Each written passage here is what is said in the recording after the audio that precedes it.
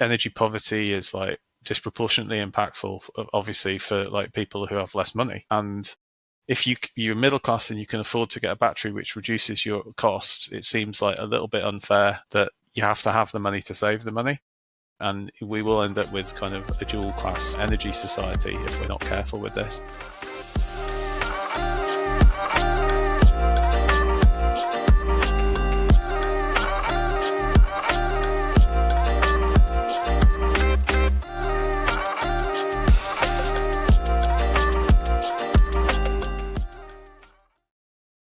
Hello and welcome back to the Hypercube Podcast. It's a pleasure today to be joined by Rob Taylor. Rob is Group CIO at GivEnergy.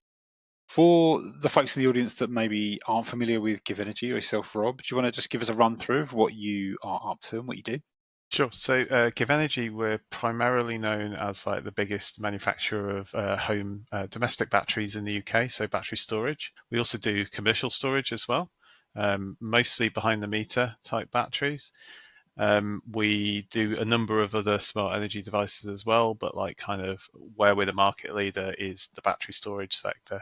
So I run the software division for GivEnergy, which is basically like all of our cloud software, our apps, and probably most importantly in the longer term, our integrations and our market access and things like that.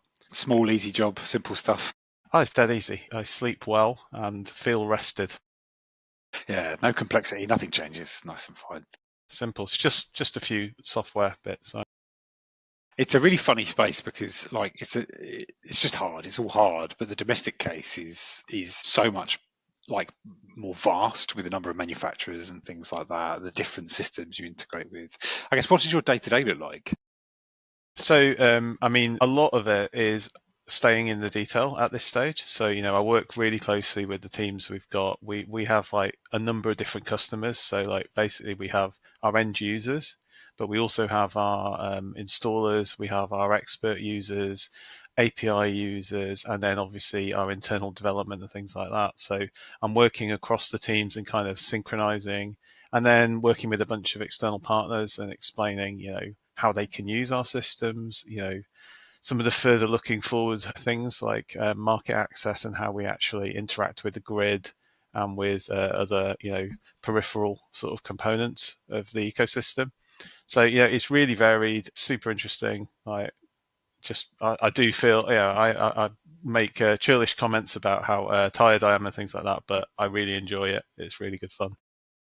I find a lot of techies in the energy sector echo that. Like it is hard, it's complicated, it changes all the time, and it's messy, but they absolutely love it. And it's funny. I think you can like hire people that are much better than you could probably afford simply because they want to be working in a place that's like fun and cool, right, and doing energy stuff. Were you always an energy nerd, or was it the tech that led you here?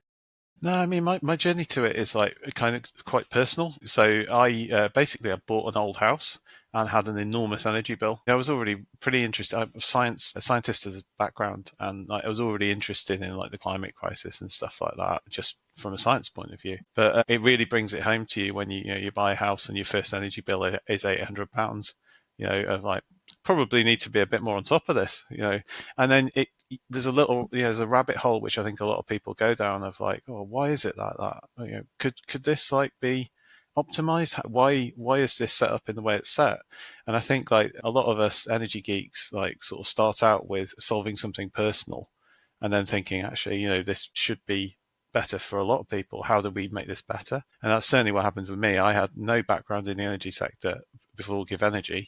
If I went back 5 years, my knowledge is pretty rudimentary about the whole sector. And it's been a means to an end about how do I solve personal problems. And then actually, this is pretty interesting. Like I can see how this translates. And yeah, it kind of spirals from there, I think. For me, scientist, physicist background, like it's one of the few places I've worked, and I've worked in defence, I've worked in like finance and stuff. It's one of the few places where you can get like the physical and kind of digital like interaction is really important, and so you come up with a clever software solution, but actually there's like a hard physical thing in a real world location that's going to constrain the problem space, and it's never the same. It's always a bit wonky and a bit hard to do.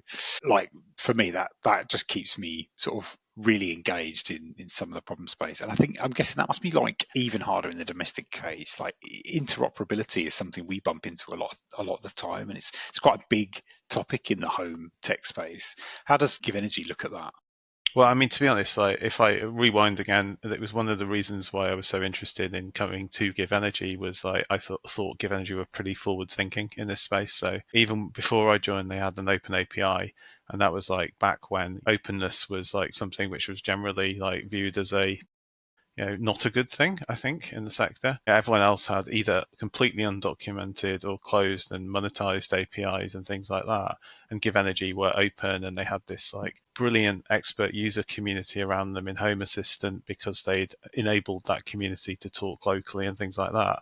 And the foundations of good interoperability are built on openness. And that was one of the reasons why I came to Give, is because like, as a technologist looking at that, I can probably work with this. This is a company that's basically doing the right things.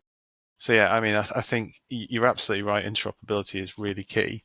And yeah, I think it builds off, being open and wanting to work with other people. And like, it's not just about APIs, right? Like, what are the kind of main challenges with all the platforms and energy systems, standards, regulation that you have to integrate with and consider? Yeah, I mean, I think the main thing is the fact that the standards are nascent or not really applied or not existent. We are early in the energy tech really sector, and the standards are emerging, and like there are good ideas out there, but they're not uniformly applied. I mean, I can use ACPP as a good example. If you look at 30 car chargers in the market, every single OCPP implementation, even if it's the same variant of OCPP, will be substantially different. It's not a standardized sector at the moment. And interoperability builds off standards. If everyone's doing their own thing, it's very hard to be interoperable. And, I think the standards development, the way we actually take this forward is going to be the key thing. And to be fair, I think there's a lot of improvements that we can make, but there's also a lot of progress on that front certainly since I've been playing with it. It does baffle me that we've messed this up so badly at the start. Like, it would have been so easy to just go, this is how we're going to do this, and let's all start from a really good place. We've done this before with other technology, but yeah, EVs especially, I think just a total mess. Is Mercury going to be the silver bullet to fix everything? I think Mercury is doing some really cool things. I sit on the steering group for Mercury, so I kind of would say that. But the ethos behind Mercury is really what sets it apart, and it's the whole of the energy value chain that's participating. And I think that's the only way we get to solve these problems. Is like everyone in the whole value chain needs to go, how is that actually going to work for a customer? How is this going to be reliable? And if we're going to have flexibility be such a big part of the grid, and certainly the UK government are pinning a lot of hopes on flexibility. Clean Power 2030 basically rests on it. Without interoperability, it won't happen. You can say let's open this up, but just practically, it's not going to happen. Yeah, I think Mercury is doing some really cool stuff. I think they're launching officially next week, so that'll be pretty interesting. But it's the direction and it's the fact that the value chain's involved, which really sets it apart. And yeah, I think it's probably not the silver bullet, but it's got a big part to play in like the solution. We had a conversation previously, and it's noble that you were saying, well, yeah, okay, starting with EV chargers, which isn't actually GivEnergy's main business. By being involved early, you're adding a lot of weight to it, and you're going to have an opportunity to shape it. Like, are there other people doing that? Like, it just feels like a really good thing for you to do, but probably quite a lot of work. Yeah, it is. Yeah, it really is a lot of work. But at the end of the day, yeah, I've got pretty much one of my top guys who just does Mercury at the moment. Which is a difficult thing to do when you're a scale up. It's difficult to set aside that amount of resource, especially of your best people. But the long-term play here is that a smart energy device is basically the same, whether it's an inverter, whether it's a battery, whether it's a hot water diverter. It's energy in, energy out. And yes, there is nuance. Clearly, there's some differences around it, but essentially the core protocol should be like similar. The core interactions with the market should be similar, and the fundamentals we set with EV chargers, we will inherit into batteries naturally. So for us to like just say, oh, this is EV chargers, this is nothing to do with us, is a very, very short term view, I think. So I wanted us to be front and center so we understand the challenges, so we can influence the direction to make this universal, which is then it's worth us investing in. I completely agree, and I think it does make like thinking like a proper software engineer, right? It's that like, well, whatever they do now is going to dictate actually some of the decisions down the road for when it does bump into you. So be involved now makes total sense. You mentioned CP 2030 and the targets there. Do you have a gut feel on like how much actually is the domestic case going to contribute to that? Like, are we going fast enough? Because it's not far off from where we sit. It feels like there's quite a delta actually for it to make a big enough difference compared to like some of the more centralized stuff. Or is this a longer term play that actually is as demand grows in 15 let me years? slightly flip it for you. If grid scale is the only answer, how do we do the transmission network upgrades that are going to support that? And I've not seen a good answer for that, and I don't think we can afford that. So It's going to happen. It's not realistic, right? So if we're going to do it all at grid scale, I don't see how it's going to work. So I think the answer has to be a blended one. I don't think distributed storage is the only answer to this. I don't think flexibility from distributed assets is the only answer to this, but it needs to be both. And it needs to be both quite fast because we need to scale both of those markets to actually hit the flexibility requirements, which are going to support the renewables growth. So, I mean, it's not an answer that politicians of like, we've just got to do both, but I think we do. Yeah, no, I agree. I think the other part of it is like funding. Central assets, you're reliant on the market being there. A grid scale battery has to have ROI for the flexibility markets. At the moment, it's not that great. Yeah, domestic asset, getting really tight. The market is just cream on the top of a domestic asset because you're getting lots of other benefits. So the deployability of both the technologies are quite kind of complementary, and we can keep them both moving with different stimuli potentially. So I really do think it's both. Do you think the domestic side is going fast enough? And if not, what's the kind of biggest barrier to pace? So, yeah, I mean, I think the market's doing quite well, but probably not accelerating to the degree it needs to hit the targets that we've got. I think the cost is like the biggest barrier for domestic. It's a large outlay, and costs are coming down from like materials point of view, but you've still got, some fixed things in there, like the installation cost is significant still. It's less than solar, for example, but a battery is still going to cost you, at least a few £100 to install, even if it's a simple job. Yeah, the battery costs can come down, but it's still going to be significant. And I think financial models need to be looked at. So does it all need to be upfront payment? Could we attach some kind of incentive to battery installation?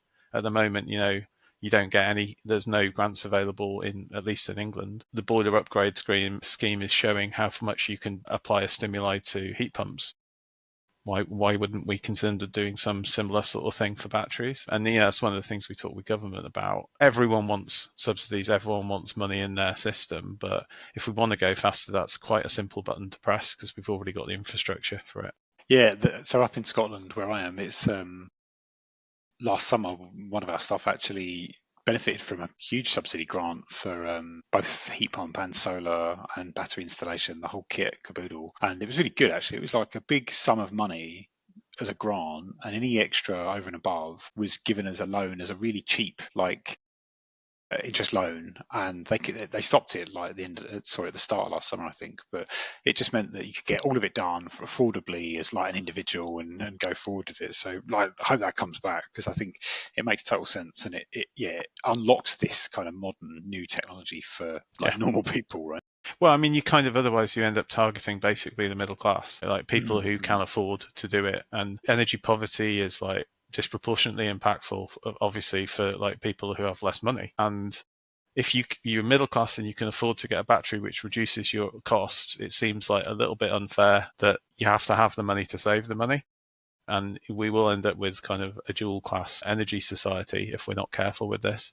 There are things we can do, like we work with a lot of social housing customers, for example, but it's kind of that middle demographic where the gap is. Social housing is solving it for people.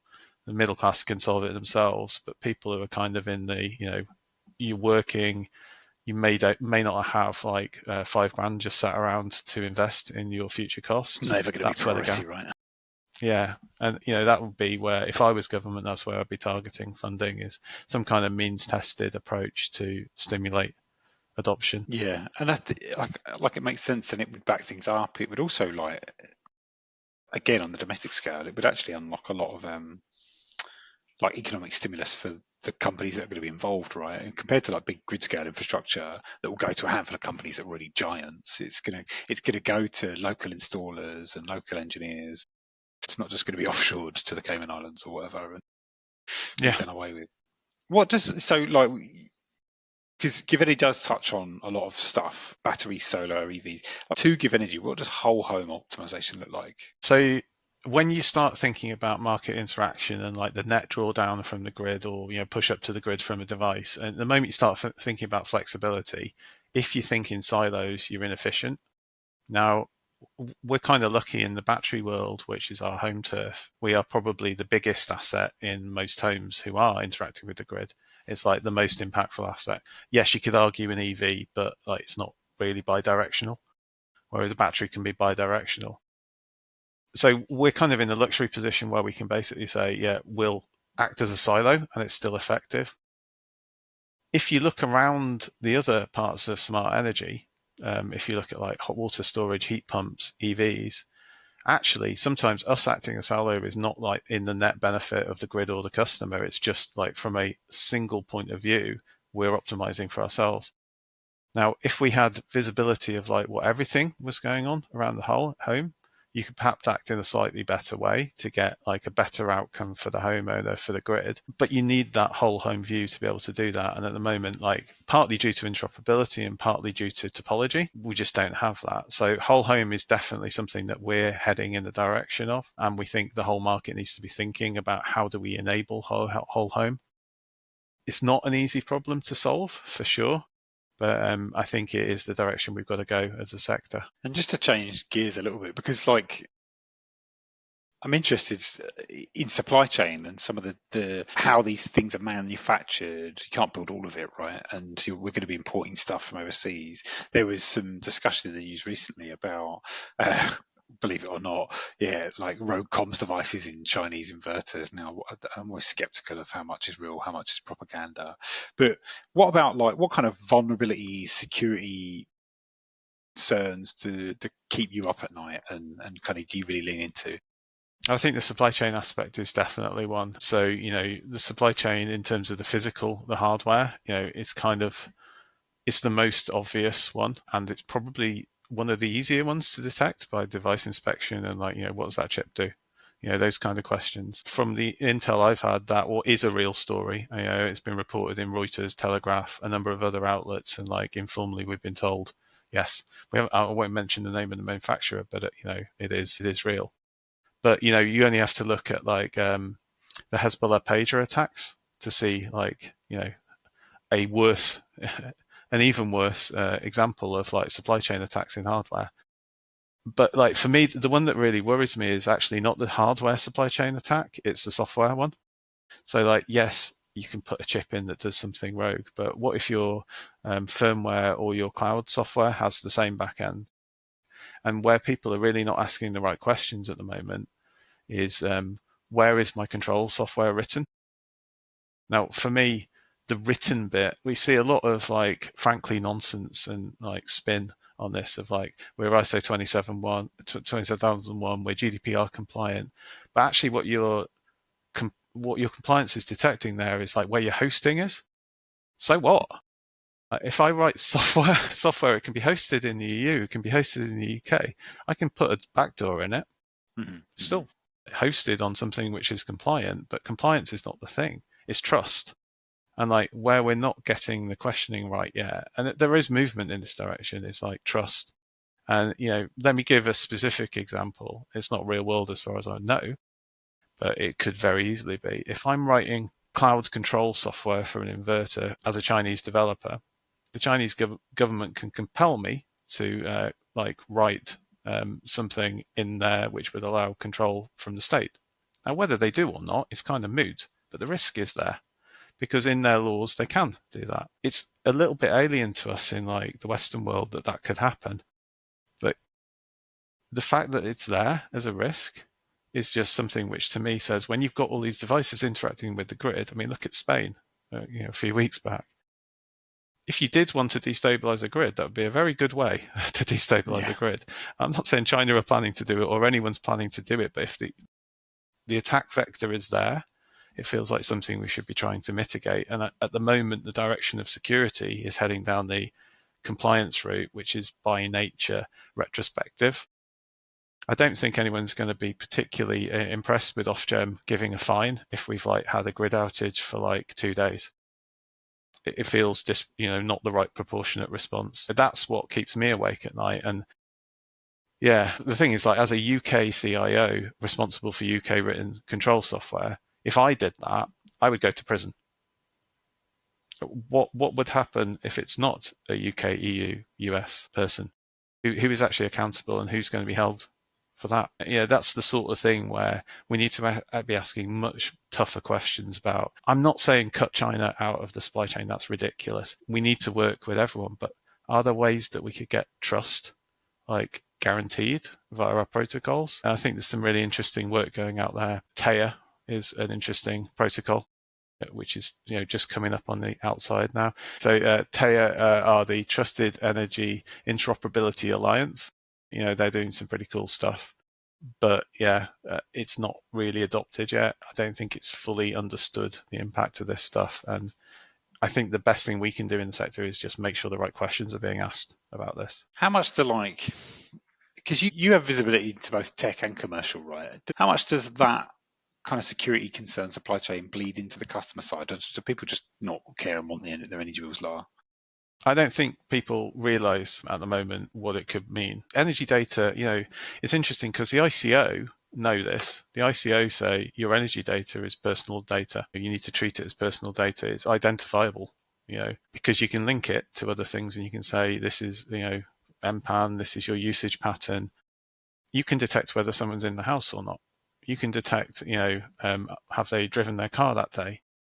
You can learn a lot about people's behavior from this kind of data.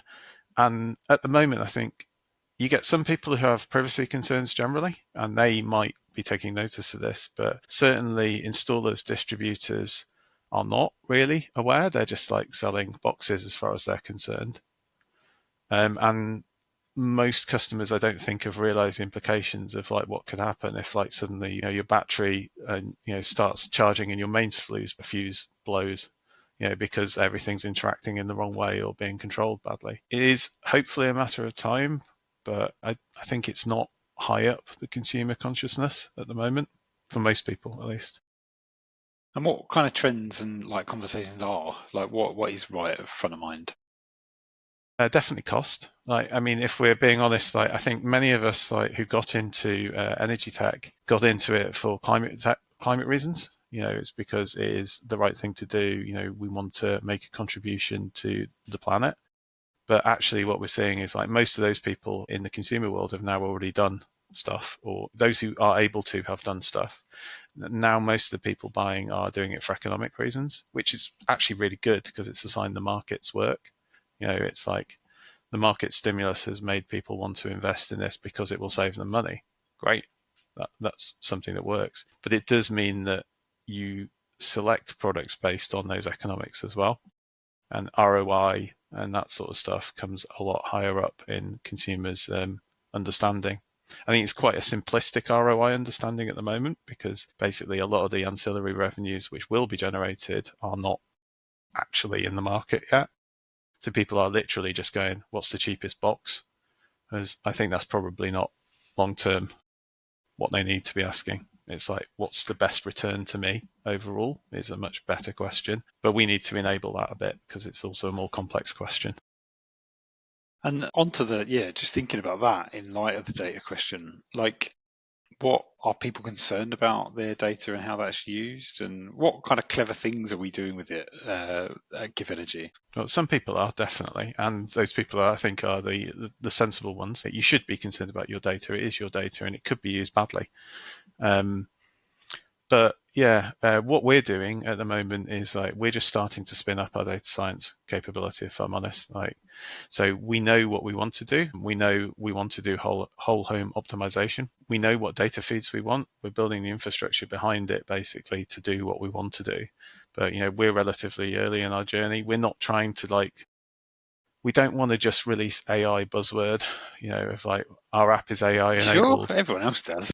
Exactly, but I couldn't sleep at night if I was doing that. I would feel too hypocritical of it. But yeah, you can bolt on Gen AI or something like that, but the real value for me comes when you actually start to do some proper ML against usage and patterns, and that takes a lot of plumbing. I know your background. I know you will know that, but it takes time, and I don't want to just do a buzzword release. I want to do something which is impactful for customers. I think that's right, and we do get approached by so many companies that we want an AI, and it's always just okay, why don't we bake the cake before we make the icing? Let's do some stuff. I actually saw a thing online where someone was berating a video of a screen protector just from some random shop, and it was like a screen protector for a phone with on the box it says optimized for AI. I was just like, that is definitive proof that this is a hype wave and we're in a Yeah. peak bubble. You go back 3 years and everything, if you're in startup or scale up world, you just basically had to say AI to investors, and you just have to do it.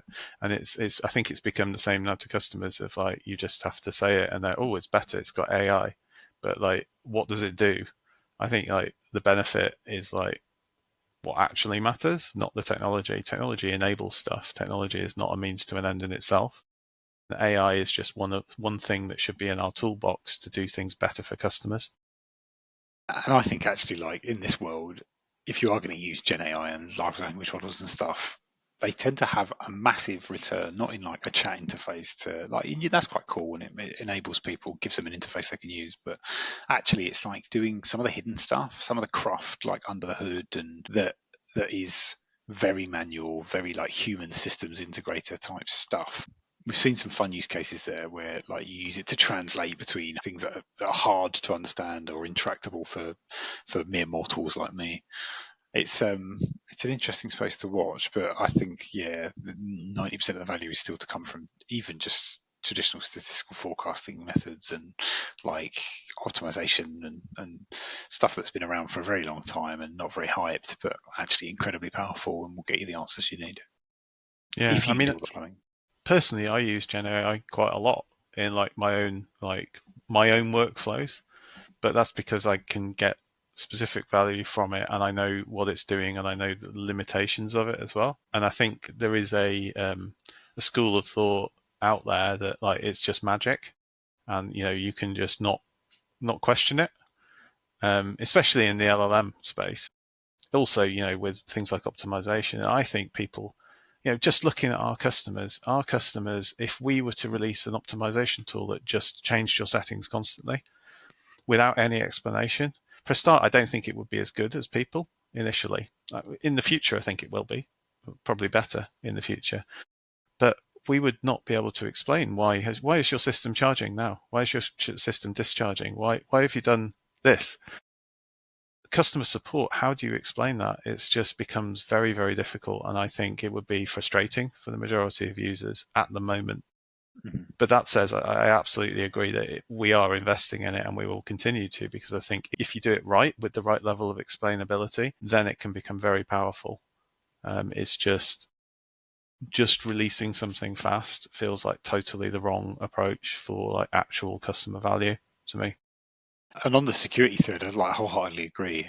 On the security thread, we are working with one of the biggest energy companies in the UK, and it's all around actually the whole new world of well, what if I like roll out a shadow update to the foundational model that your AI is built on top of, like, and we've built like prompt injection attack detectors and bias and drift detectors and stuff, and we're building this whole like compliance framework for large language models because it's this whole new thing that like your infosec leads of big businesses are starting to think about, but it's only the big businesses that are starting to think about it. I think smaller businesses are a bit like, well, we'll wait for someone to figure this out.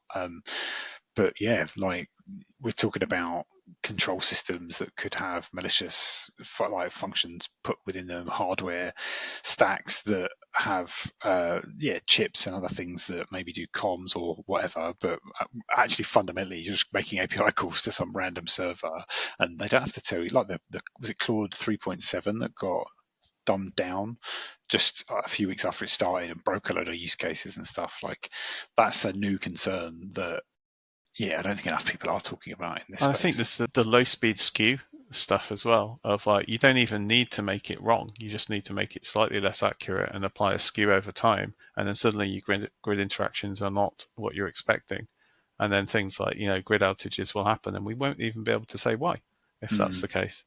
There's very subtle ways that you could like manipulate these devices which are interacting with the grid, and this is where the risk is real. If we're going to have flexibility, we need to understand what this implies, and this is going back to the security conversation. This is where my concerns lie at the moment, is like there are things we can do now which make sense, which if we do and leave them and scale it to the level where we're expecting things to hit, the implications become much more severe if we've got things wrong, and they're very hard to undo. You can look at the Huawei Intelco example, where we had to pull Huawei out of many of our national telco providers, like because of trust concerns, basically. Whether they're true or not, I have no idea. But there's something where someone's concerned enough to make costly changes. Massive decision. Yeah. Now, you can do that with a telco because they're centralized. If we have to do that with a few million distributed assets in people's homes, just straight away work out the electrician bill for that. Well, it's asbestos all over again, right? It's the similar kind of like it it's just a great for analogy. Decades and so that's my concern. Is like if we get ahead of this problem, we have a massive asset. If we just go, that's a bit difficult, let's wait, then we've got essentially a big risk that we're carrying for a long time, because the lifetime of these devices is 15 to 20 years, really. I didn't think this would be a security chat, but it's really interesting. Like, so just before we move on, I want to. Have you read Micro Prediction by Peter Cotton? It's a really good book. I'll write it down. It's a great book, and it's about a way of doing forecasting. But towards the end, he talks about orchestrated attacks that you're like, similar to what you're saying, and it's like how actually if you have enough agents within a market or something and they all bid consistently high a certain way, the system will resettle on that if that's significant, and then if they orchestrate to flip to low, it causes a huge attack vector that's really hard to defend against, and it's really similar to the kind of thing you're talking about. That's exactly it. The skew was pretty much exactly what I meant. So, I need to read that book for some validation by the sound of it. But yeah, sounds good. So like, all doom and gloom over, it's all going swimmingly. What are you most excited about? Biggest opportunities you think to shake up the sector and make big change? Yeah, definitely the revenues that we can return back from the interactions. So the grid services, I think the fact of considering your investment in a battery or other smart energy devices as well as a two-way street, it's not just like you paying to get like this capability, but you will get paid, is cool. And participation in the grid is something which is really exciting. And there are other ancillary streams that we're looking at, which I think will also be very interesting for customers. And like let's be honest, it's not because like it's cool like energy geek stuff. It's because it'll make a return on investment for people, which means they can be cheaper, which means more people can be involved, and we get snowball effect. So effectively, these things are a means to it's cheaper, more accessible, and like more participation. Yeah, love it. I think it's a kind of like cheese bag alignment to the reason Hypercube exists, right? Was like thought I love the space, I love climate tech, and I want to make a dent.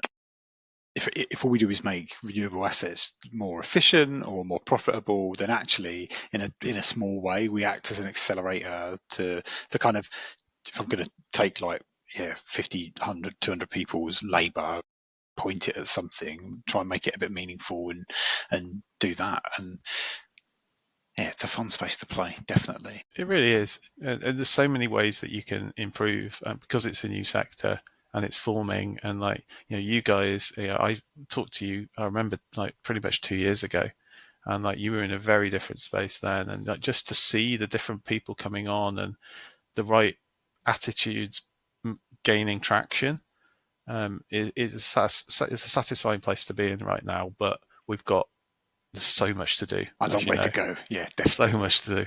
Yeah. Well, look, I think that's a great place to wrap. Thanks so much, Rob. It's been an amazing chat and a security chat, which I didn't expect. Before I let anyone leave, I always ask if you've got anything you want to promote or plug, where should we point the audience to come and find out more? Yeah, I mean, we're pretty active on socials. So, if you look at us on LinkedIn, we have very active Facebook communities as well. Obviously, our website, GivEnergy.com. Sorry, we've moved it recently. Yeah, I think you'll get the latest. We've got some really interesting hardware products coming out in the next 2 to 3 months, some cool stuff, high-powered stuff. Hardware's not my bag, but it's the stuff that all my things sit on top of. Stuff and things, I'm being very specific. We've got a very interesting new app which will link into some of this revenue stuff, which we're going to be betaing in probably the next month. It's going to start. So keep your eyes out for that, especially if you're an existing customer of GivEnergy, because there'll be some cool things happening in there. Other than that, we've got some really interesting stuff coming in the next 6 months, which I can't talk about right now. But if you've caught us at a trade show, ask me face to face and I might tell you. Whisper, very exciting. Well, the next trade show you're at, do you know? I think it'll probably be solar and storage in the autumn. So I think it's October.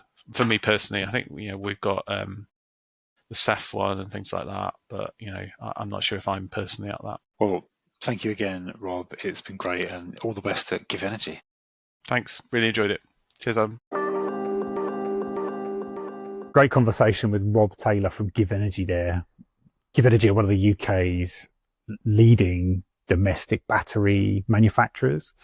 Didn't expect to go full on into a chat about cybersecurity, information security, and safety around managing domestic energy assets. But it was really, really interesting to talk about some of the risks that you have to manage when you're dealing with people's homes and people's PII, right? There's a lot going on in the space and it's hard. And we got into interoperability standards. How do you make use of the various different technologies that people are buying into the home? When you're talking about grid scale, utility scale, there's fewer suppliers, it's bigger investments, it's easier, but at that domestic scale, interoperability becomes a real challenge. Really good episode, not our usual topics, but really insightful to see what goes on in the workings of an organization like GivEnergy.